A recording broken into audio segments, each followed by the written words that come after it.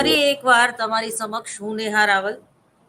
સલાહનું મનોવિજ્ઞાન એટલે શું એના વિશે આપણે છેલ્લા 4 લેક્ચરથી વાત કરીએ છીએ અને સલાહની જરૂર કોને પડે છે અને સલાહ કઈ રીતે આપી શકાય અને એની જે કઈ સિદ્ધાંતો કે થિયરી છે એના વિશે આપણે વાત કરતા હતા.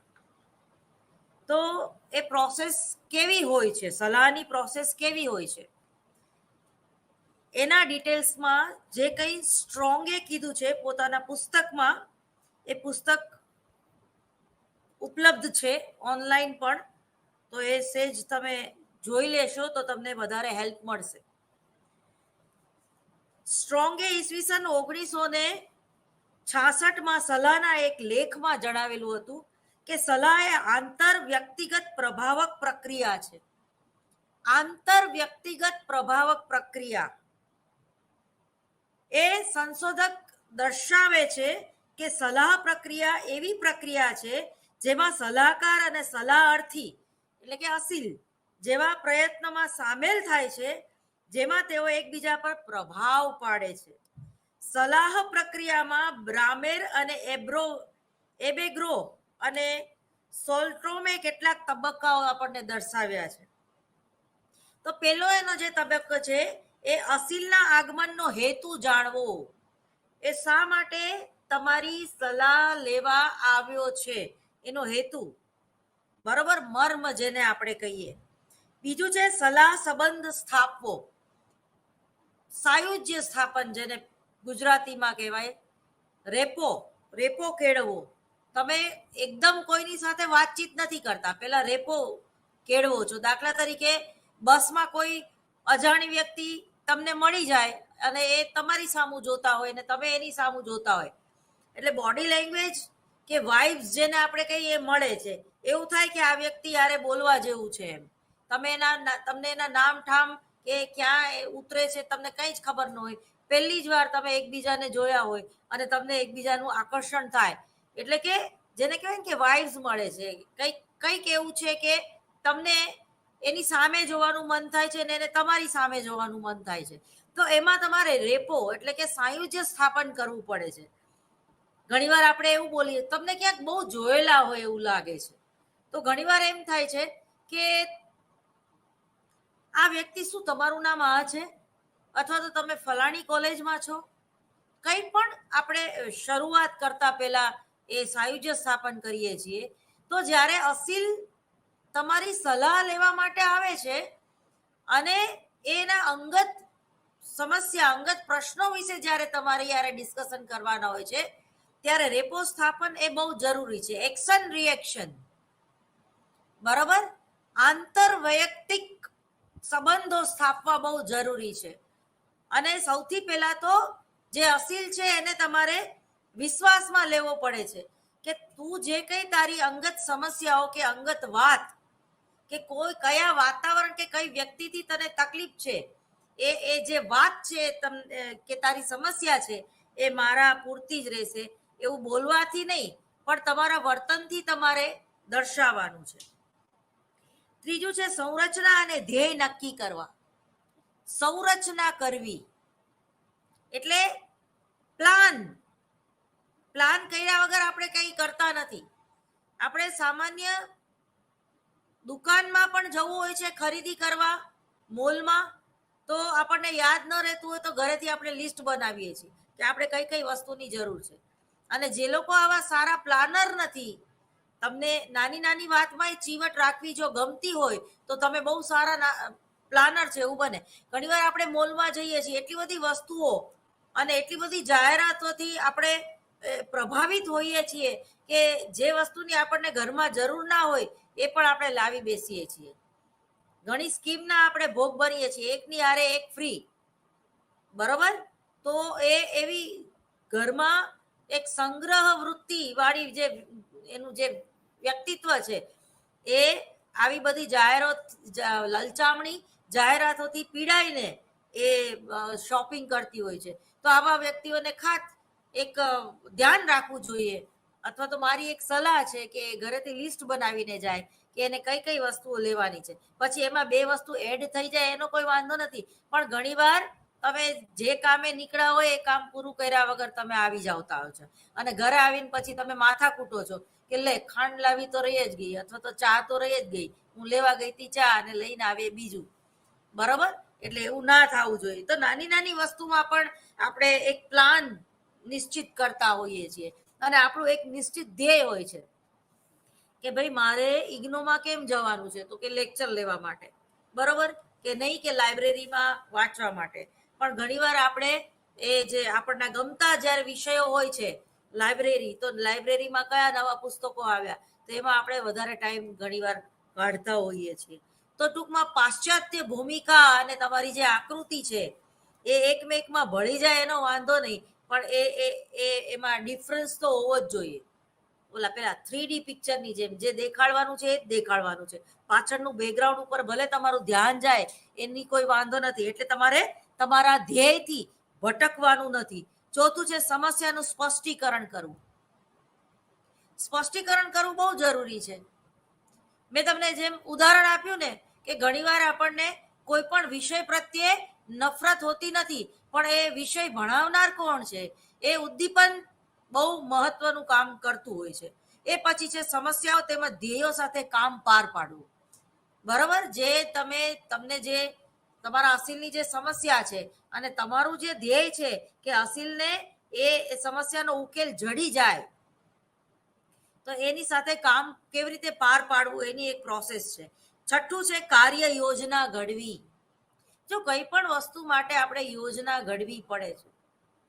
આડેધડ આપણે જીવતા નથી, અને જે લોકો આડેધડ જીવે છે એ લોકો કેવા હોય છે, ઓલું ગીત છે કે જય જાના થા ચીન જાપાન પહોંચ ગયે, એના જેવું છે.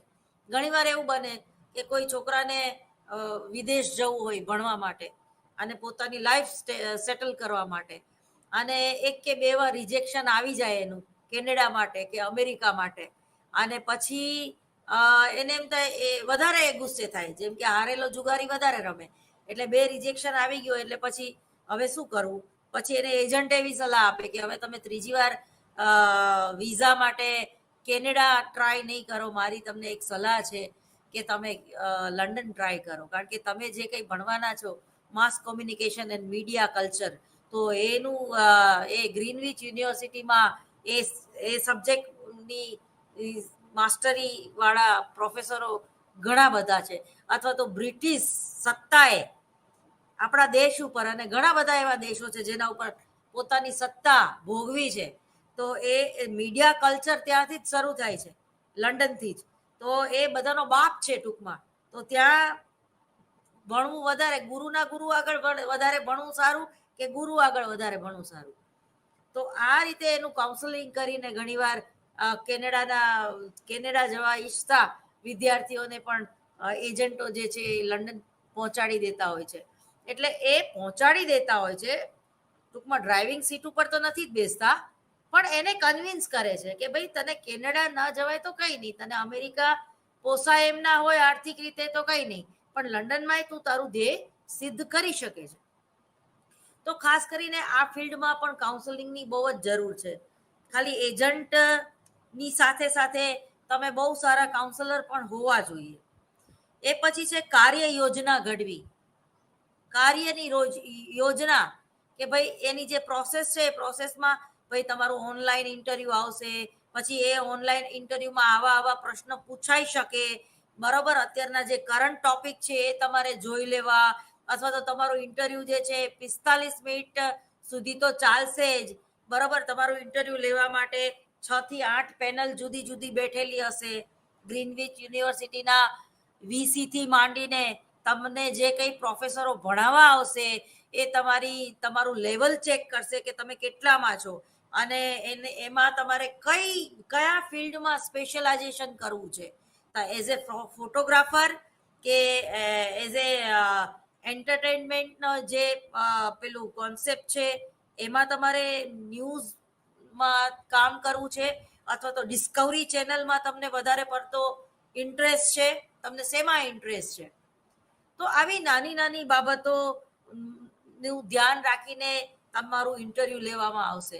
આવી રીતે જે આઈએલ્સના ક્લાસ ચાલતા હોય કે જે લોકોને ફોરેન કન્ટ્રીમાં એડમિશન લેવાનું હોય એઝ એ સ્ટુડન્ટ તરીકે, તો એ લોકોનું પણ આવી રીતે એ લોકોને સલાહ અપાતી હોય છે અને એ લોકોને વ્યવસ્થિત ટ્રેનિંગ મળતી હોય છે અને ઇન્ફોર્મેશન મળતી હોય છે, માહિતી મળતી હોય છે, જે માહિતી એને જરૂરી હોય છે, માહિતીનો ઢગલો નહીં. એ પછી તમે માની લો કે કોઈ દુકાને તમે શોપિંગ કરવા માટે જાઓ છો ને તમારા મગજમાં એક ફોકસ છે કે ભાઈ મારે વ્હાઈટ કલરનો ડ્રેસ જ લેવાનો છે, બરોબર, કારણ કે એ બેસણામાં પહેરવા માટે મારી આગળ એક પણ ડ્રેસ નથી, બીજા બધા લાલ લીલા પીળા ગુલાબી બહુ બધા વધી ગયા છે, વ્હાઈટ ડ્રેસ મારી આગળ નથી, પણ તમારો ગમતો કલર લઈને તમે પાછા આવી જાઓ તો એનો કોઈ અર્થ નથી. એટલે ફોકસ, ધ્યેય અને સમસ્યા, ફોકસ કરવાનું છે. તમે એવું ના ચાલે કે તમે વ્હાઈટ ડ્રેસ લેવાનું નક્કી કરીને ગયા હોય અને તમે બીજો કોઈ કલરનો ડ્રેસ લઈ આવો. તો લાવો તો બે લાવો, પણ વ્હાઈટ કલર જે તમારું ધ્યેય છે એ તો સિદ્ધ થવું જ જોઈએ. એટલે કાર્યની યોજના ઘડવી. 7મું છે પરિણામોનું મૂલ્યાંકન અને સલાહની સમાપ્તિ. તમે જે કંઈ કાઉન્સેલિંગ કર્યું એનું મૂલ્યાંકન તમારે કરવું પડશે. એટલે તમારે પોતાને જે કંઈ સલાહકાર છે એને, એમાં એ અસીલનું કંઈ કામ નથી. એ તો 45 મિનિટ કે 50 મિનિટ તમને એની પોતાની આપીને એ ડિસ્કશન કરીને એ તો જતો રહ્યો.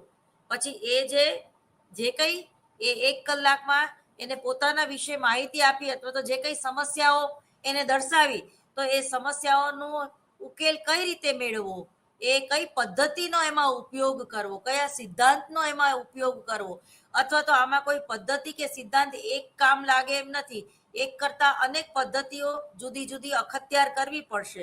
તો એનો તમે એક પ્લાન નક્કી કરો છો, તમે જેને તમારું પોતાનું હોમવર્ક છે કે બીજે દિવસે જ્યારે અઠવાડિયા પછી એ આપણને એની સિટિંગ કરવાની આવે તો ક્યાંથી શરૂઆત કરવી, અથવા તો જે પ્રોબ્લેમ એ આપણને કહેતો નથી અથવા તો કહી શકતો નથી, છુપાવે છે કંઈક, અથવા તો મારા ક્લાયન્ટને ખોટું બોલવાની ટેવ વધારે છે, અથવા તો દોષનો ટોપલો બીજાના ઉપર જ ઢોળવાની ટેવ છે, પોતાને કંઈ કરવું નથી, બરાબર, અને બીજાની અપેક્ષાઓ વધારે રાખવી છે, ડિપેન્ડન્ટ વધારે છે, તો એને કઈ રીતે ટ્રીટ કરવો વગેરે વગેરેનો એક પ્લાન ઘડવો પડે છે. તો હવે એના જે સોપાનો છે એમાં પહેલું સોપાન છે એ હું સેજ વાંચીને તમને સમજાવું છું. પહેલું સોપાન છે અસીલના આગમનનો હેતુ. સલાહના પ્રારંભમાં કે પ્રથમ બેઠકમાં જે સલાહની પ્રક્રિયાની શરૂઆત થાય છે તે લેવીને 1983માં જણાવ્યું છે કે સમયાંતરે સલાહના ધ્યેય બદલાતા જાય છે. જો ધ્યેયો બદલાય છે, તમને હું એક ઉલ્લેખ કરી દઉં અત્યારે આ શબ્દ ઉપર કે સમયાંતરે સલાહના ધ્યેયો બદલાતા જાય છે. આ એક લીટી ઘણું બધું આપણને કહી જાય છે. અભિવ્યક્તિ ગ્રુપમાં છેલ્લા 10 દિવસથી અમદાવાદ ગુજરાત યુનિવર્સિટીમાં જુદા જુદા નાટકો થઈ રહ્યા છે, જુદા જુદા પરફોર્મન્સ થઈ રહ્યા છે. એ પછી નૃત્યનું પણ હોય, નાટકનું પણ હોય, કે સાયકાડેલિક મ્યુઝિકનું પણ હોય, કે કોઈ હાસ્ય કલાકાર પણ આવ્યો હોય, આવા જુદા જુદા શો થાય છે. તો એમાં એક બહુ સરસ નાટક મેં નિહાળ્યું. આર્ટિસ્ટોનું નામ તો હું ભૂલી ગઈ છું. તો એમાં એ ખાલી 2 જ કેરેક્ટર, 3 જ કેરેક્ટર છે, પતિ પત્ની અને કાઉન્સલર. તો એમાં કાઉન્સેલિંગ એ કેવી રીતે કરે છે અને છેલ્લે જે કાઉન્સલર છે એ ઇનડાયરેક્ટલી એ લોકો બેના મનમાં શું કઈ વાત પડેલી છે, એ લોકો એકબીજાને પતિ પત્ની તરીકે સાથે રહી શકે એમ છે કે નહીં. મેં તમને અસીલ કોર્ટની વાત કરી હતી, મફત સલાહ કેન્દ્રો, બરોબર, એમાં પણ જુદી જુદી પેનલમાં તમે એ મફત સલાહ લઈ શકો કે ભાઈ આ પરિસ્થિતિમાં મારે ડિવોર્સ લેવા કે નહીં, અથવા તો ડિવોર્સ લઉં તો હું બેટર જિંદગી જીવી શકીશ કે આના વગર હું રહી શકું એમ જ નથી. તો એ બધા પ્રશ્નોના જવાબ જાણવા માટે તમારું પોતાનું કાઉન્સેલિંગ કરાવવું પડે છે. તો એવું જ કંઈક એ નાટકમાં દેખાડવામાં આવેલું. ફરીવાર આ વાક્ય વાંચી જાઉં છું કે હું આ ઉદાહરણ શું કામ આપું છું. સમયાંતરે સલાહના ધ્યેય બદલાતા જાય છે. જે સલાહકાર છે એનું ધ્યેય એવું ના હોવું જોઈએ કે મારી મચડીને બેયને સાથે જ રાખવા છે, છૂટા પડવા જ નથી દેવા. ઘણીવાર એવું બને કે સલાહકારને મમ્મી પપ્પાના એટલે જે ક્લાયન્ટ્સ છે એના બે, માની લ્યો કે એ ક્લાયન્ટ્સ અને બી ક્લાયન્ટ્સ, એ છે પુરુષ છે અને બી છે સ્ત્રી છે, તો જે સ્ત્રીના મમ્મી પપ્પા છે એ સતત સલાહકારને આગ્રહ નહીં દુરાગ્રહ રાખતા હોય છે કે ગમે એમ કરીને મારી છોકરીને સમજાવો કે ડિવોર્સ ના લે, અથવા તો છોકરાના મા બાપ કે ભાઈ ડિવોર્સ ના લે એવું કંઈક તમે જાદુ કરો એમ. પણ સલાહકારે જે કાઉન્સલર છે એને ક્યારેય આવું નથી કરવાનું, કોઈનું માનવાનું નથી, માત્ર ને માત્ર જીવનને વફાદાર રહેવાનું છે. જીવન એટલે શું? તમે એક બાબતમાં નિષ્ફળ જાઓ તો તમે જીવનમાં નિષ્ફળ ગયા એવું જરૂરી નથી. તમે તમારી મેરેજ લાઈફમાં તમે નિષ્ફળ જાઓ અથવા તો લગ્ન જીવનમાં તમારે ડિવોર્સ લેવા પડે તમારા લવ મેરેજ હોવા છતાં પણ, તો એનો અર્થ એમ નથી કે તમે જિંદગી હારી ગયા. બી પોઝિટિવ થિંકિંગ આને કહેવાય. બંનેનું કાઉન્સેલિંગ કરી લીધા પછી જ્યારે સલાહકારને એવું લાગે કે આ બંને એકબીજાની સાથે રહી શકે એમ જ નથી, બેયમાં જતું કરવાની ભાવના હવે નથી, માથા ઉપર પાણી ચડી ગયું છે અને બંને સાથે રહેશે તો બંને એકબીજાનું જીવન બગાડશે, સુધારશે નહીં.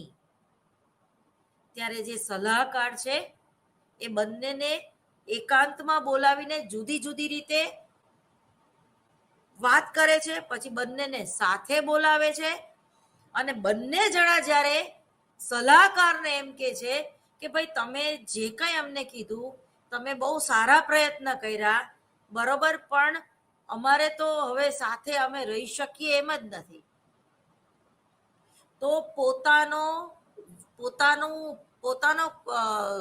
પોતાનો એટીટ્યુડ કે હું સમાયોજન સાધી શકું છું કે અથવા તો મારો એટીટ્યુડ એવો હોય કે સ્ત્રીઓએ વધારે સહન કરવું જોઈએ, તો એ જે તમારું વાક્ય છે એ તમારા સ્ત્રી અસીલ જે છે એના ઉપર થોપી બેસાડવાનું નથી અને નથી જ.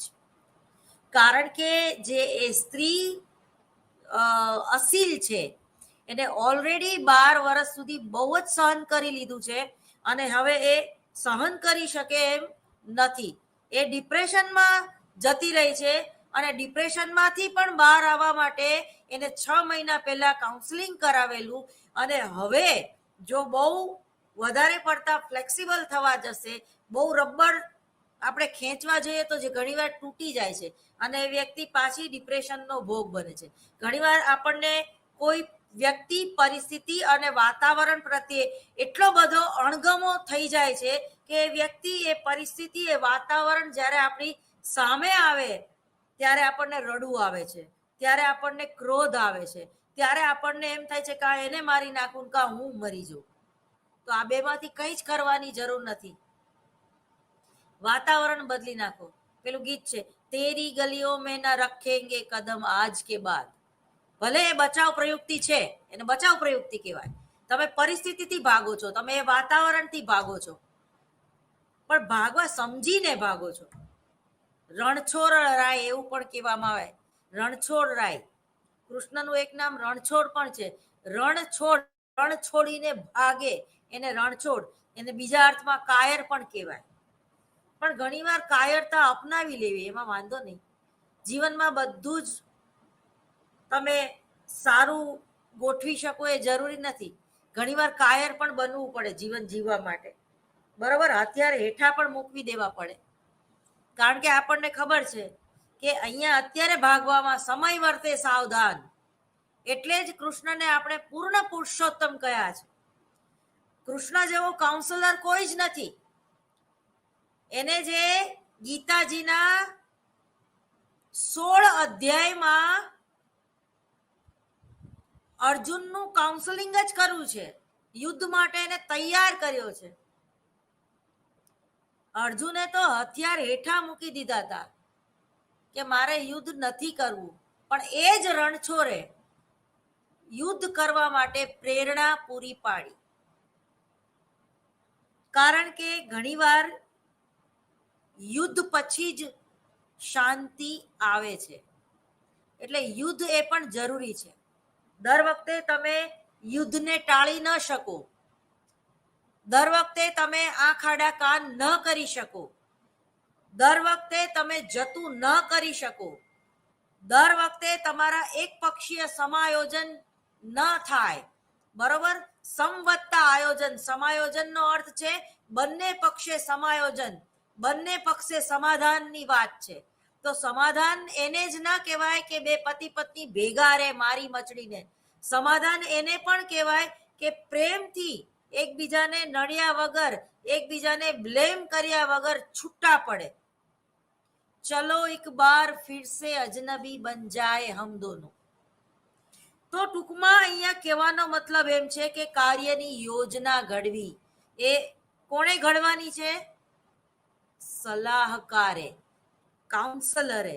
કાઉન્સલરને ત્રીજી કે ચોથી સિટિંગમાં જ ખ્યાલ આવી જાય છે કે આ બંને સાથે નહીં રહી શકે, અથવા તો થોડોક પ્રયત્ન કરશું તો બે એકબીજાને અખૂટ પ્રેમ કરે છે. ઘણીવાર તમે ખૂબ પ્રેમ કરતા હોય તોય તમે સાથે નહીં રહી શકો, એવું પણ બને. કારણ કે બંને વ્યક્તિ જે છે એ ઇગોઇસ્ટિક છે, બંનેની જરૂરિયાત અલગ અલગ છે. એક છે ચિત્રકાર છે અને એક છે બિઝનેસ લેડી છે. બિઝનેસ લેડી છે એને પોતાની પ્રતિષ્ઠા, પોતાનો બિઝનેસ આગળ વધારવામાં રસ છે, અને જે પેલો આર્ટિસ્ટ છે તો એને માત્ર ચિત્ર દોરવામાં, અને એ ચિત્ર દોરીને એવી જ વ્યક્તિને સેલ કરે છે જે ચિત્રને સમજી શકે, બરાબર? કોઈ ખરીદવા વાળો આવે તો એને પૂછે કે તમને આ ચિત્રમાં શું તમે સમજો છો, અને એને જો અસંતોષ થાય તો એ એમ કે છે ના પ્લીઝ હું તમને મારી કલા નહીં વેચી શકું, તમે મારી કલાને લાયક નથી. આવો તિતાલી મગજનો માણસ હોય, અને પેલી જે લેડી છે એ મની માઇન્ડેડ હોય. આવું પણ બને છે, નાટકમાં એ રીતે દેખાડ્યું છે એટલે મેં આ ઉદાહરણ આપ્યું. તો એકનું જે છે એ વધારે લાગણીશીલ છે, અને એકનું જે છે એ ઇક્યુ લેવલ એટલે બૌદ્ધિક લેવલ, બંને એકબીજાને કોન્ટ્રાસ્ટ કોમ્યુનિકેશન છે. પણ સમાયોજનની કક્ષા એ લોકોએ 12 વર્ષ એકબીજા સાથે સમાયોજન કરીને જોયું, પણ એ લોકોને વેસ્ટેજ ઓફ ટાઈમ લાગે છે.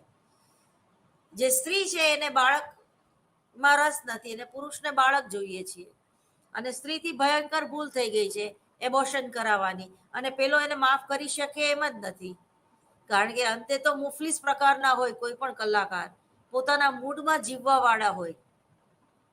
અને ઇડિપસ અને ઇલેક્ટ્રા ગ્રંથિની પણ અહીંયા એક વાત આવે છે ફ્રોઇડન થિયરી પ્રમાણે, કે પેલો એની માને નફરત કરતો હોય છે, એટલે વારંવાર પોતાની પત્ની કે છે, પોતાની પત્નીને એમ કે છે કે તું મારી માં નહીં બન, મારી માં બનવાનો પ્રયત્ન નહીં કર, બરાબર? અને પેલી જે લેડી છે એને એના ફાધર બહુ સમજાવે છે કે આટલો સરસ માણસને તને છોડવો કેમ ગમે છે, અને તારા પોતાનો નિર્ણય હતો એની સાથે લગ્ન કરવા, તો હવે કેમ તારે 12 વર્ષ પછી આને છોડવો છે?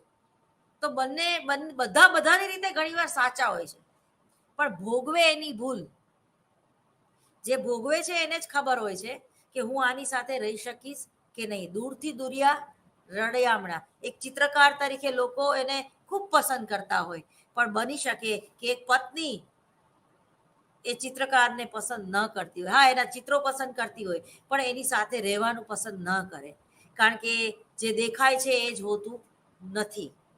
તો ઘણીવાર આવા કાઉન્સેલિંગ પછી બની શકે કે તમે માનસિક રીતે જે અસમંજસમાં હતા કે એકબીજાને છોડવા કે નહીં, એ ક્લિયર થઈ જાય છે કે ના, આપણે હવે પ્રેમથી છૂટા પડવું જોઈએ.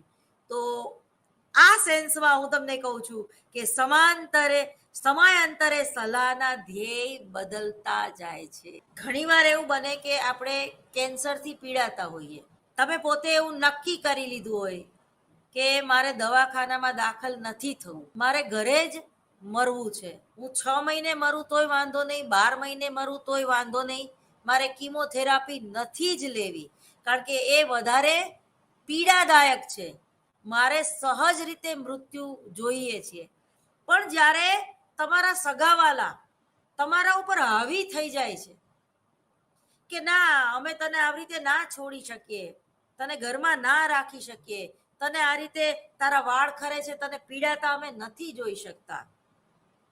તો ઘણીવાર એવું બને છે કે એ વ્યક્તિ એના સગાવાલાથી પીડાઈને પણ એ હોસ્પિટલાઇઝ થાય છે અને વધારે રીબાય છે. તો ત્યારે સારા કાઉન્સલરની જરૂર હોય છે, કુટુંબને પણ અને જે મૃત્યુ પામવાની છે કેન્સરથી એને પણ હું તો એવું માનું છું કે ખરેખર એને કેવી રીતે મરવું એને નક્કી કરવા દેવું જોઈએ. જો એને ટ્રીટમેન્ટ ના કરાવવાની હોય, એને ના જ કરાવી હોય, કારણ કે એને ખબર છે કે ભાઈ આ 3જા સ્ટેજમાં હું છું અને મને બહુ મોડી ખબર પડી કે હું કેન્સરનો ભોગ બનેલી છું અને એ થેરાપીથી મને વધારે પીડા થશે અને આ હું વગર પીડાએ ગમે ત્યારે મૃત્યુ પામીશ. તો હું તો એવું માનું છું કે હું તો એવી સલાહ આપું કે ભાઈ એના કુટુંબીજનોને કે ભાઈ એને ઘરમાં રાખો અને એને ફરવા જવા દો. એને જે કંઈ એની ઈચ્છા છે એમાં તમે એને સપોર્ટ કરો. એને કોઈ ખાવા પીવાની ના ન પાડો. એને ગળ્યું ભલે નથી ખાવાનું, પણ એને ખાવું છે તો એને જલેબી ખાવા દો. એને મસ્ત રીતે જીવવા દો. કેવું જીવા એ મહત્વનું છે, કેટલું જીવા એ મહત્વનું નથી. તમે 75 વર્ષ સુધી જીવો પણ ઘેટા બકરાની જેમ જીવવા હોય, ખાલી એક જ વાર તમારો છાપામાં ફોટો આવે જ્યારે તમારું બેસણું હોય, એનો શું મતલબ છે? એના કરતા બહુ નાની ઉંમરે સ્વામી વિવેકાનંદ મૃત્યુ પામ્યા, દેવ થઈ ગયા, મોક્ષ પામ્યા. એના જેવું જીવીએ તો એ સાર્થક છે ટૂંકમાં. તો કહેવાનો મતલબ એમ છે કે એ હવે બદલાતું જાય છે, બરાબર. સલાહ સંબંધની અસરકારકતા અને આત્મીયતાને ધ્યાનમાં લઈને તેના ધ્યેય અથવા તો હેતુ બદલાતા રહે છે. સૌથી પહેલા તો સલાહનો પ્રારંભ કરવા માટે સલાહકાર જાણવા માંગે છે કે અસીલ અહીં કેમ આવ્યો છે, કયા પરિબળો હતા જેમણે અસીલને સલાહકાર માટે આપવાની પ્રેરણા આપી. સલાહના આ પ્રથમ પગથિયાનું ધ્યેય અસીલ પોતાની સમસ્યા કે વ્યથાનું કારણ આપે તે જાણવાનું છે. કેટલાક અસીલો કોણે તેમને અહીં આવવા માટે પ્રેર્યા તે વિશે કહી શકે છે. જેમ કે કોઈ શિક્ષક તબીબે તેમને સલાહકાર પાસે મોકલ્યા અથવા તો અંગત મૂંઝવણમાં માર્ગદર્શન ન મળતું હોવાથી તેઓ માર્ગદર્શન મેળવવા માટે જાતે જ સલાહકાર પાસે આવ્યા, એ પહોંચ્યા. દાખલા તરીકે તમને વ્યક્તિગત માહિતી પત્રક ભરવાનું કહેવામાં આવે છે. હું જ્યારે કોઈ મારી પાસે અસીલ આવે છે ત્યારે હું આ થિયરીથી જઉં છું, જેનો હું અત્યારે ઉલ્લેખ કરું છું. તો વ્યક્તિગત માહિતી પત્રકમાં શું હોય છે? તો સૌથી પહેલા તો જે તે અસીલનું માત્ર નામ. તો એમાં તમારે કોઈ સૂચના નથી આપવાની કે તમે તમારી અટક પહેલા લખો, તમારું નામ પહેલા લખો, કે તમારા ફાધરનું નામ લખો કે નહીં, કે તમારા હસબન્ડનું નામ લખો કે નહીં. તમે કેવી રીતે નામ લખો છો એના વિશે પણ સલાહકારને જાણવું હોય છે. દાખલા તરીકે હું એમ લખું કે ડોક્ટર નેહા રાવલ, તો એ ડોક્ટર નેહા રાવલ, હું ડોક્ટર છું એ મારે તમને જણાવવું છે. નેહા એટલે હું મારા નામને પહેલા અટક આપું છું, પછી મારી જ્ઞાતિને. અથવા તો વચ્ચે ડી બોલતી જ નેહા દિનેશ રાવલ આવું બોલતી જ નથી. અથવા તો નેહા યોગેશ પંડ્યા આવું બોલતી જ નથી. કારણ કે મને મારા પતિનું એઝ એ કાઉન્સલર તરીકે કોઈ જરૂર નથી, મને પંડ્યા અટકની કોઈ જ જરૂર નથી. પણ રાવલ મારા મોઢે ચડી ગયેલી એક અટક છે, એટલે હું હંમેશા રાવલ જ. મારી માર્કશીટમાં પણ રાવલ, મારા ફાધર નાનપણથી, મારા પાસપોર્ટમાં પણ રાવલ છે, એટલે હું રાવલ બોલું છું. તો અસીલને તમે આવા પ્રશ્નોમાં વ્યક્તિગત માહિતી પત્રક જ્યારે ભરાવો છો ત્યારે એ વસ્તુથી તમે નજદીક આવો છો. કાઉન્સમાં તમારે એવી સૂચના આપી શકો કે તમે તમારા પતિનું નામ પણ લખી શકો છો, અથવા તો પિતાનું નામ પણ લખી શકો છો. પછી બની શકે કે તમે તમારું ગોત્ર પણ પૂછવામાં આવે, અથવા તો તમે ટૂંકમાં એ ગોત્રનું મહત્વ સલાહકારને કોઈ જ નથી, પણ તમે તમારા ગોત્રને કેટલું મહત્વ આપો છો, તમારી જ્ઞાતિને કેટલું મહત્વ આપો છો. તમે જ્ઞાતિમાં બ્રાહ્મણ લખો છો, વાણિયા લખો છો, કે ખાલી હિન્દુ કે ભારતીય, એ બહુ અગત્યનો પ્રશ્ન છે. આ અત્યારે એક કરંટ ટોપિક ચાલે છે તો એના વિશે હું એક લીટી બોલી જાઉં. ભાજપને હાથના કર્યા અહીંયા વાગશે આ વખતે ચૂંટણીમાં, એવું મારું માનવું છે.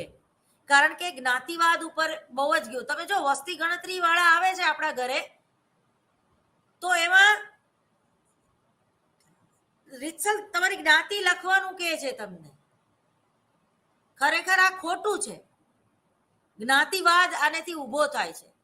તમે હિન્દુ છો કે મુસ્લિમ તમને પૂછવામાં આવે છે ઇન્ટરવ્યુમાં, જ્યારે તમે ઇન્ટરવ્યુ દેવા બેસો છો ત્યારે.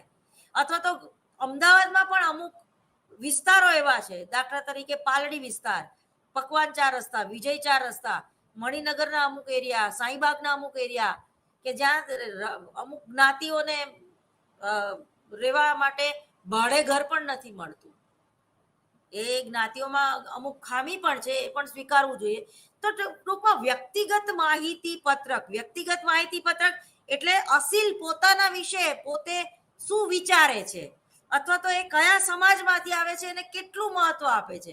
ઉપર લખવામાં પણ દરેક પ્રશ્નોના જવાબ આપવા ફરજિયાત નથી.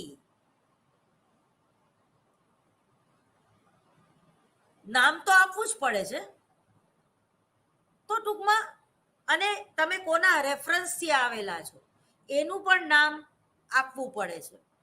તમે કોઈના રેફરન્સથી ના આવ્યા હોય તો એમાં ડેશ કરી દેવાનું. તમારે જવાબ ના આપવો હોય તો એમાં ડેશ કરી દેવાનું.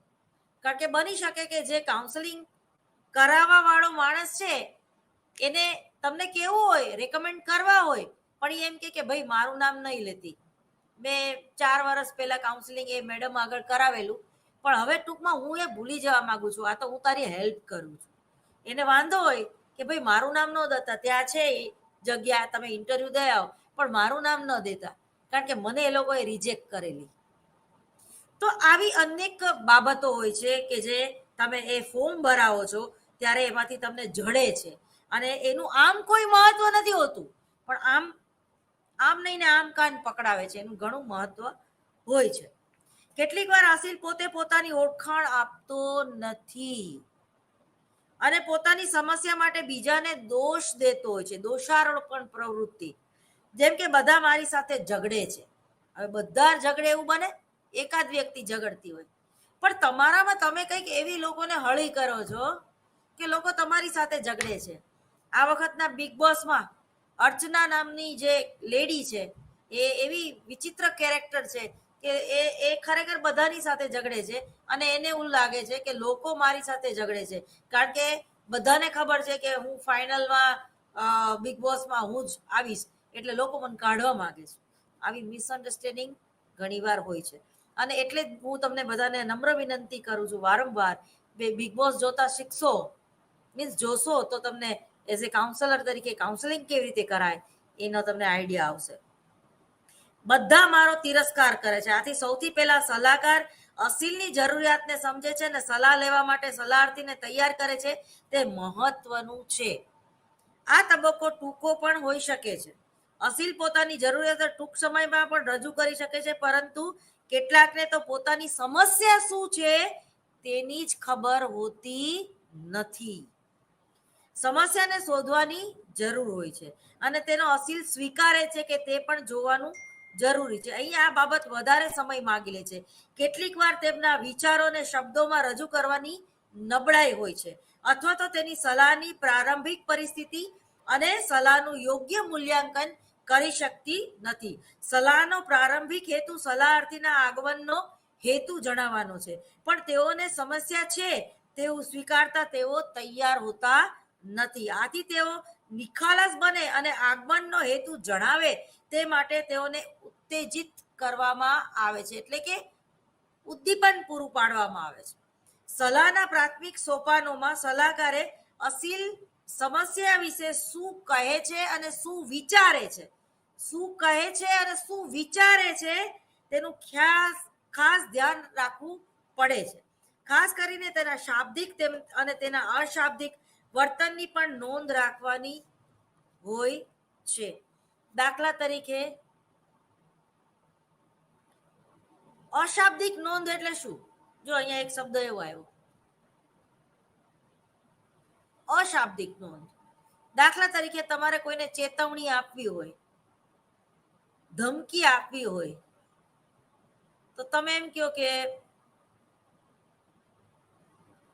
તું શાંતિ રાખજે, અને છતાં એ શાંતિ ન રાખે, તમે વોર્નિંગ આવી રીતે ચપટી વગાડીને એને વોર્નિંગ આપો, તો એ તમને હું તને વોર્નિંગ આપું છું, બીજી વાર આવું નહીં કરતી મારી યારે, આવું તમે નથી બોલતા પણ ચપટી વગાડો છો, અથવા તો એમ કહો છો બંધ થઈ જા, શટ અપ, ખાલી આટલું જ બોલો છો. પણ ઘણીવાર એ પણ નથી બોલતા, ખાલી હાથ જોડો છો, બંધ થા, બોલતા નથી, બોડી લેંગ્વેજ. તો આવી અનેક બાબત, અથવા તો જ્યારે તમે કોઈને સેકન્ડ કરો છો ને એને તમારી પર ગુસ્સો હોય, તો એ જે એનું જે સ્પર્શ છે એ તમને ડિસ્ટર્બ કરશે. જ્યારે તમારા પ્રેમમાં કોઈ વ્યક્તિ હોય અને તમારો હાથ એ પકડે, તો એનો સ્પર્શથી તમને તમારા રૂવાડા ઊભા થઈ જશે, એવું પણ બને. કોઈ તમારી યારે ફ્લર્ટ કરતું હોય તો તમને ગંદી ફિલિંગ આવે, એવું પણ બને. પણ જ્યારે પિતા તરીકે કોઈ વ્યક્તિ તમને સ્પર્શ કરે તો તમે એક હૂંફ અનુભવો, એવી પણ તમને ફિલિંગ આવે. અહીંયા તમારે અસીલને સ્પર્શ કરવાનો નથી, ખાસ અંડરલાઈન કરજો. અહીંયા તમારે અસીલને સ્પર્શ કરવાનો નથી, એની આરે સેકન્ડ પણ કરવાનું નથી. 3-4 સિટિંગ પછી એને બરોબર સમજી લીધા પછી તમે સેકન્ડ કરો, એને હક કરો, એ વસ્તુ આખી અલગ છે. એ સ્ત્રી છે કે પુરુષ છે એ ખાસ સમજવાનું છે. એ પછી તમે એ જે તે પ્રમાણના નિર્ણય લઈ શકો છો. હવે સલાહ સંબંધ સ્થાપવો બીજો મુદ્દો છે. સલાહ એક એવી પ્રક્રિયા છે જેમાં એક તબક્કામાંથી બીજા તબક્કામાં જવાનું હોય છે. ઘણીવાર કાઉન્સેલિંગ આગળ જ નથી વધતું એવું બને.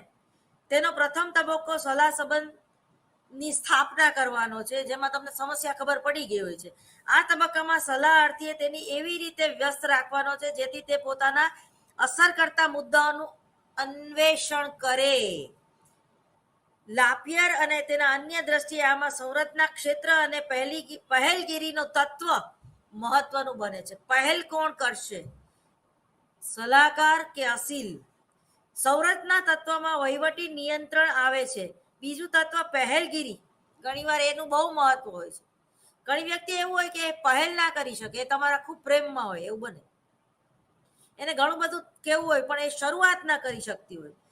પહેલ એટલે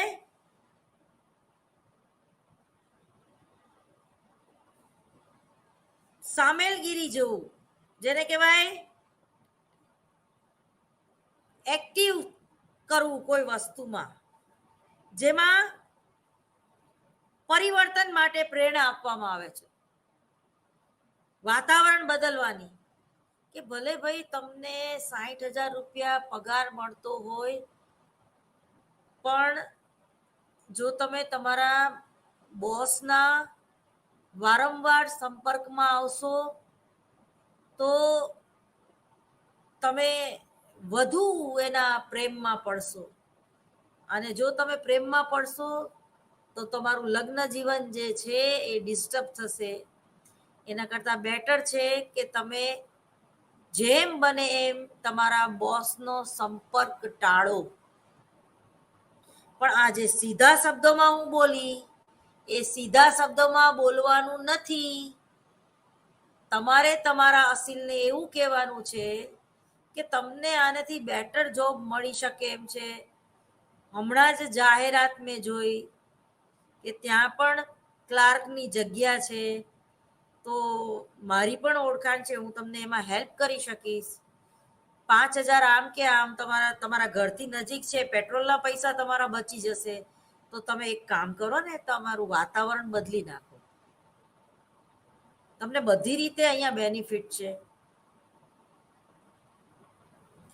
તો આ ટ્રેક ઉપર તમારે તમારા અસીલને લઈ જવો પડશે. કારણ કે પ્રેમમાં પડવું કોને ન ગમે, બધાને જ ગમે. એ પછી પહેલી વાર હોય, બીજી વાર હોય, ત્રીજી વાર હોય કે 5મી વાર હોય. એક બહુ સરસ મજાની એક ઘટના છે, પણ એ પ્રેમમાં એટલું બધું ના પડાય કે આજુબાજુ વાળી વ્યક્તિ જે છે એ ડિસ્ટર્બ થાય, તમારું ફેમિલી ડિસ્ટર્બ થાય. તમારું ફોકસ તો તમારું ફેમિલી જ હોવું જોઈએ, તમારા બાળકો જ હોવા જોઈએ, તમારો પતિ જ હોવો જોઈએ.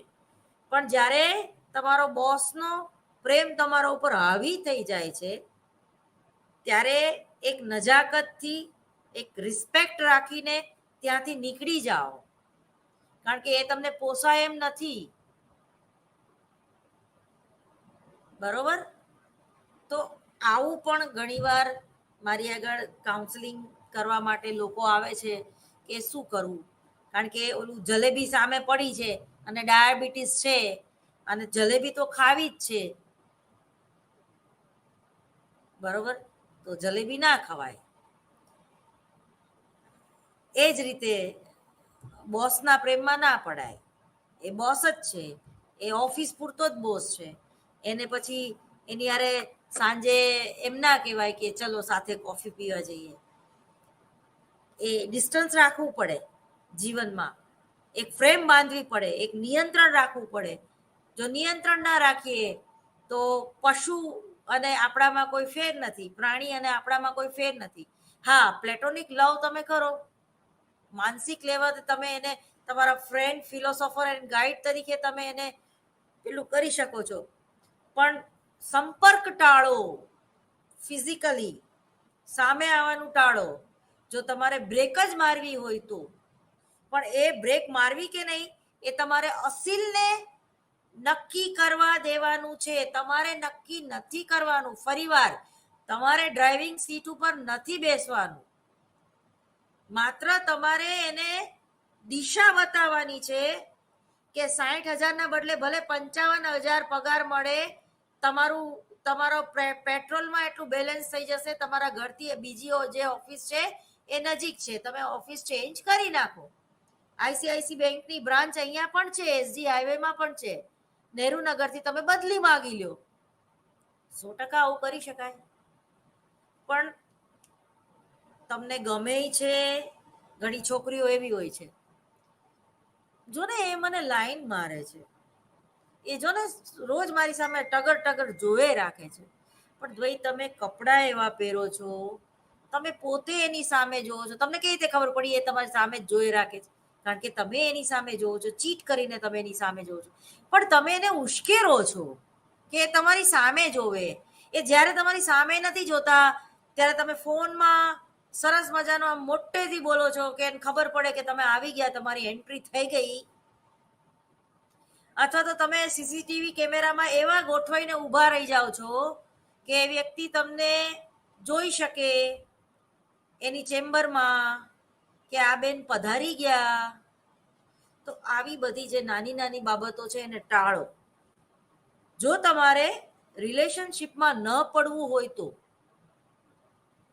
કારણ કે જેવી ટેવ પાડશો, જેવી આદત પાડશો એવું થશે. ઘણા લોકોને વારંવાર આવી આદત હોય છે નવી નવી વ્યક્તિઓના કોન્ટેક્ટમાં આવીને પ્રેમમાં પડવાની, ફ્લર્ટ કરવાની. તો બની શકે કે તમારા માટે એક ફ્લર્ટ છે, પણ સામેની વ્યક્તિ એ વસ્તુને વધારે ગંભીરતાથી લઈ લે, તો પણ લગ્ન જીવનમાં તમારે જે સમસ્યા છે એ વધશે અને તમારું જે ફોકસ તમારી પત્ની કે તમારા પતિ તરફ હોવું જોઈએ એ ફોકસમાંથી તમે બહાર નીકળી જશો.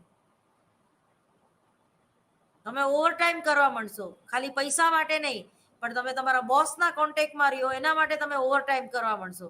અને ક્યારે તમે એ 420ની સ્પીડે એના તરફ દોડવા માંડશો તમને પોતાને ખબર નહીં પડે. અને પછી અંતે તમારે તમારું કાઉન્સલિંગ કરાવવું પડશે. ગરમ લાગે છે પણ હાથમાંથી છોડવું નથી. આવી પરિસ્થિતિ આવીને ઊભી રહે એના કરતા સમય વર્તે સાવધાન, સ્વનિરીક્ષણ કરતા શીખો.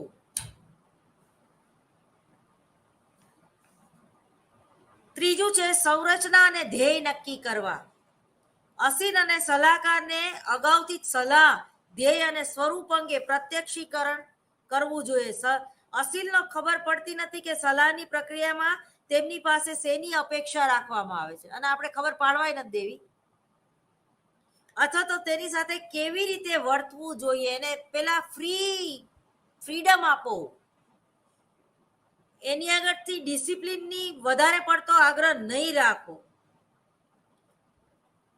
દરેકની થિયરી અલગ હોય છે. રીઓર્ડર્સ અને અન્ય સાયકોલોજીસ્ટે એવું કીધું છે કે આ પ્રકારના અચોક્કસતા કે સલાહ પ્રક્રિયાને અવરોધે છે. ઘણીવાર વધારે પડતી અચોક્કસતા રાખવાથી પણ જ્યાં માઇન્ડ એપ્લાય કરવાનું હોય છે ત્યાં નથી થતું. જો અમુક પ્રકારની સંરચના હોય તો આ પ્રશ્ન હલ થઈ શકે છે. સંરચનાની સલાહની વ્યાખ્યામાં સલાહકાર અને અસીલ વચ્ચે સંલગ્ન સમજ મહત્વની બાબત છે. આ સમજ ગુણો, શરતો, પ્રવિધિઓ અને સલાહના પેરામીટર અંગેની હોય છે. સંરચનાને લીધે સલાહકાર અને અસીલ વચ્ચેનો સંબંધ પણ સ્પષ્ટ થઈ જાય છે. જો બીજી સિટિંગમાં જ કે ત્રીજી સિટિંગમાં વધીને અસીલને ખબર પડી જવી જોઈએ કે સામે બેઠેલી વ્યક્તિ એ ડોક્ટર છે અને મારે એની સલાહ લેવાની છે અને મારા જીવનમાં જે સમસ્યા છે એના ઉકેલ મેળવવા માટે હું એની પાસે આવ્યો છું. નહીં કે વાતો વાગોળે જ રાખવી અથવા તો નહીં કે એને પોતાના જીવનમાં વધારે પડતું ડોક્ટર હોય છે તો આપણને તાવ આવે છે ત્યારે જ એની આગળ જઈએ છીએ, પછી અમથે અમથા એની આગળ જતા નથી.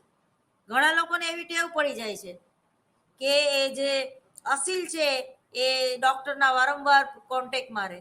જરૂરી નથી.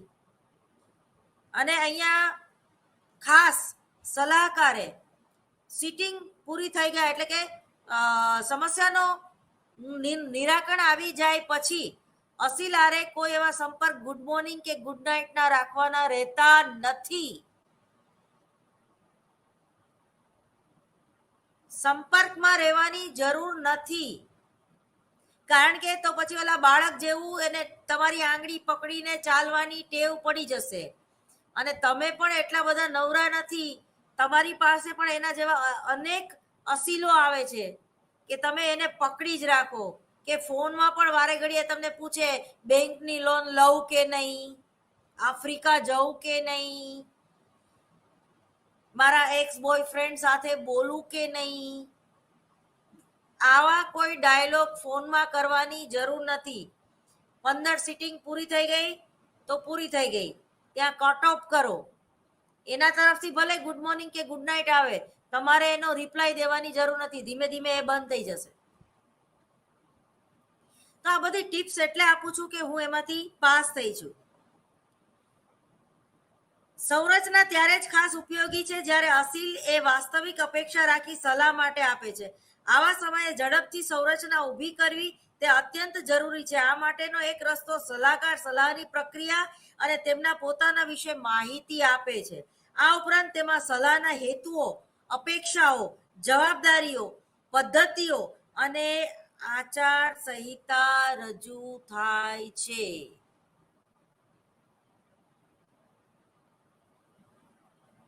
ફેમિલી ડોક્ટરની જેમ ફેમિલી કાઉન્સલર પણ હોય છે. એમાં ફેમિલી કાઉન્સલર છે એને ખાસ ધ્યાન રાખવાનું છે. ફેમિલી ડોક્ટર એટલે એમાં કાકા દાદા ભાઈઓ બધા 5 ભાઈઓ આવી ગયા. મારી પાસે એક કુટુંબ એવું છે કે હું એ લોકોના આખા ફેમિલીની કાઉન્સલર છું. એનું ફેમિલીમાં લગભગ 50 થી 60 લોકો કાકા દાદા મામા ફઈના દીકરા દીકરીઓ હશે. તો ખાસ ધ્યાનમાં રાખવાની કે તારી કઝિન પણ મારી પાસે આવી હતી, કે તારા પપ્પા પણ મારી પાસે આવેલા. આવા કોઈ સ્ટેટમેન્ટ કરવાની સલાહકારે જરૂર નથી. એ વાત ગુપ્ત રાખવાની છે. બરોબર? તો એ બધું એ આચાર સંહિતામાં આવે. અને હા, ઘણીવાર શરૂઆતમાં જે કાઉન્સલર છે એ ભૂલ કરી બેસતા હોય છે. તમે જોજો કે હાઈકોર્ટનો જજ કે કોઈ પણ કોર્ટનો જે જજ છે ને એ કોઈ જાહેર પ્રોગ્રામમાં જલ્દીથી જશે નહીં, અથવા તો જશે તો અતિથિ વિશેષ તરીકે જશે. એક ફ્રેમ બાંધી લે છે. લોકોના કોન્ટેક્ટમાં એને બહુ નથી આવવાનું. શા માટે? કારણ કે એની કેરિયર ઉપર અસર થાય. એક જજે સરસ મજાનું જજમેન્ટ તમારી ફેવરમાં આપી દીધું, પછી એ જજમેન્ટને ધ્યાનમાં રાખીને તમને એવું થાય કે આ જજ હારે હું ફ્રેન્ડશિપ કરું અથવા તો એમને મારા કુટુંબમાં ઇન્વોલ્વ કરું કે મારા લગ્નમાં બોલાવું, પણ એ જજ છે એ ક્યારેય તમારા લગ્નમાં નહીં આવે. એ જજ છે એ ક્યારેય તમારી પાર્ટીમાં નહીં આવે. કે આઈએસ ઓફિસર કક્ષાની માણસ કે પોલિટિકલ લેવલે સ્મૃતિ ઈરાનીને તમે આમંત્રણ મૂકો તો એ બધાના આમંત્રણમાં નથી આવતી. ધીરુભાઈ અંબાણી ભલે એની આગળ પોતાની થાળી પીરસાવે, એ વસ્તુ આખી અલગ થઈ ગઈ. તો એ જ રીતે જે કાઉન્સલર છે એને પોતાને ઇન્ટ્રોવર્ટ રાખવાનું છે, જરૂર પૂરતા સંબંધો રાખવાના છે, અને ક્લાયન્ટની સાથે તો ક્યારેય નહીં. બરાબર, શરૂઆતમાં જ્યારે હું નવી કાઉન્સલર બની આજથી ઘણા વર્ષો પહેલા, ત્યારે એવી ભૂલ કરી બેઠી હતી. તો એ ભૂલ ના થવી જોઈએ એટલે હું તમને મારા અનુભવ શેર કરું છું કે જે મેં ભૂલ કરી એ તમે ના કરતા. શરૂઆતમાં ભૂલ થઈ હતી, હવે નથી થતી, કારણ કે ત્યારે તમારી એજ પણ નાની હોય. તમને એમ થાય કે ચલો એનો પણ પ્રોબ્લેમ ખતમ થઈ ગયો છે, બ્રાહ્મણ કુટુંબની જ છે, તો એ મને એના લગ્નમાં બોલાવે તો મારે જવામાં શું વાંધો છે, એની પાર્ટીમાં બોલાવે તો મને જવામાં શું પ્રોબ્લેમ છે? ના, તમારે એટલા બધા ફેમિલિયર બનવાની જરૂર નથી. તમારો ફેમિલી ડોક્ટર ભલે હોય પણ તમારે એને લગ્નમાં બોલાવવાની જરૂર નથી. અને એક અસીલ તરીકે, અને તમને તમારો અસીલ બોલાવે તો તમારે તમારા અસીલના લગ્નમાં પણ જવાની જરૂર નથી. હા, એ તમને સ્મશાને બોલાવે તો જરૂર જજો, એના દુઃખમાં જજો, એના સુખમાં જરૂર જવાની જરૂર નથી. ઈશ્વર બનો, ઈશ્વર તો ના બનો પણ ઈશ્વર જેવા બનો. બરોબર, દરેક જગ્યાએ. હા, ઘણીવાર કોઈ ડિપ્રેશનમાં આવી જાય સ્મશાનમાં, તો એ વ્યક્તિ તમને એમ કે મારા ફાધર ઓફ થઈ ગયા છે, પ્લીઝ તમે આવો ને, આટલા વાગે અગ્નિદાહ દેવાના છે. તો તમારે 10 તમારા કામ પડતા મૂકીને પણ જવું, દુશ્મનના પણ દુઃખમાં ભાગ ભજવવો, એને રિલેક્સ કરવા માટે. દરેકના પછી પોતાના સિદ્ધાંતો હોય છે, દરેકની પોતાના સંસ્કારો હોય છે, એ પ્રમાણે વર્તવું. વ્યવહારિક માર્ગદર્શન રેખાઓ એ સંરચના ઘડતરનો ભાગ છે. આ માર્ગદર્શન રેખાઓમાં સમય મર્યાદા ખાસ નક્કી કરવી, કાર્યની મર્યાદાઓ પણ હોય છે, પ્રક્રિયાની મર્યાદાઓ પણ હોય છે. સામાન્ય રીતે સંરચનાને લીધે સલાહનો વિકાસ અને તેનું માળખું તેમજ એ પ્રક્રિયા સ્પષ્ટ થાય છે. આ એ ઉપચારાત્મક પ્રક્રિયા છે જે ડે 1 ડે માં ફેરફાર કરવાની જરૂરિયાત લાગે તો કરવી, પણ વધારે પડતું નહીં. પછી છે સમસ્યાનું સ્પષ્ટીકરણ કરવું. ચોથો મુદ્દો છે, ચોથું સોપાન છે સમસ્યાનું સ્પષ્ટીકરણ. તમે જો, એટલે જ હું કહું છું કે 3-4 સિટિંગ ઘણીવાર પૂરી થઈ જાય પછી ખબર પડે છે કે પેટમાં દુખે છે કે માથું દુખે છે. ઘણા એવા બધા સેવાભાવી હોય છે ને કે ગામની સમસ્યાઓ પોતાના માથા ઉપર મૂકીને ફરતા હોય છે. એનો સ્વભાવ એટલો બધો પંચાતી હોય છે, અથવા તો એટલા બધા સેવાભાવી હોય છે, અને પાછા એમ કે હું બહુ લાગણીશીલ છું ને એટલે આવું થઈ જાય છે મારેથી. અરે પણ તો લાગણીશીલ નહીં, એને લાગણીશીલ કહેવાય જ નહીં. લાગણીશીલ હોવું અને મૂર્ખ હોવું એમાં બહુ ડિફરન્સ છે. પણ જ્યારે તમારી આગળ કોઈ પ્રવૃત્તિ નથી, તમારી આગળ કોઈ કામ નથી, તમને લોકો ચા પાણી પાય અથવા તો પોકેટ મની નીકળી જતા હોય, એવો થોડોક અંગત સ્વાર્થ રાખીને તમે રોજ સાંજે ઉમરો તોડવા એની પાસે બેસો, અને એ વ્યક્તિ એવી હોય કે જ્યારે કોઈ ના હોય ત્યારે તમને બોલાવે. એટલે કે જ્યારે કોઈ એને મહત્વ ન આપે, બની શકે કે એનું ફ્રેન્ડ સર્કલ છે એ એના ઘરે જમવા માટે આવવાનું હોય અને એ ના આવી શકે, પછી એમ કે યાર મારા ગ્રુપના મારા ક્લાસમેટ બધા મારા ઘરે આજે જમવા આવવાના હતા પણ એ લોકોએ પ્રોગ્રામ કેન્સલ કર્યો મારા ઘરે આવવાનો અને એ લોકો સુંદર મજાનું નાટક જોવા માટે ગયા છે, તો યાર તું શું કરસ, આવ ને. તો તમને એમ થાય કે યાર લાવ જઈ આવવા દે. તો તમે સમજો કે એના 5 ફ્રેન્ડ જ્યારે આવવાના હતા જમવા, તો છઠ્ઠા ફ્રેન્ડ તરીકે તમને બોલાવી શકત, પણ એને તમને ના બોલાવ્યા.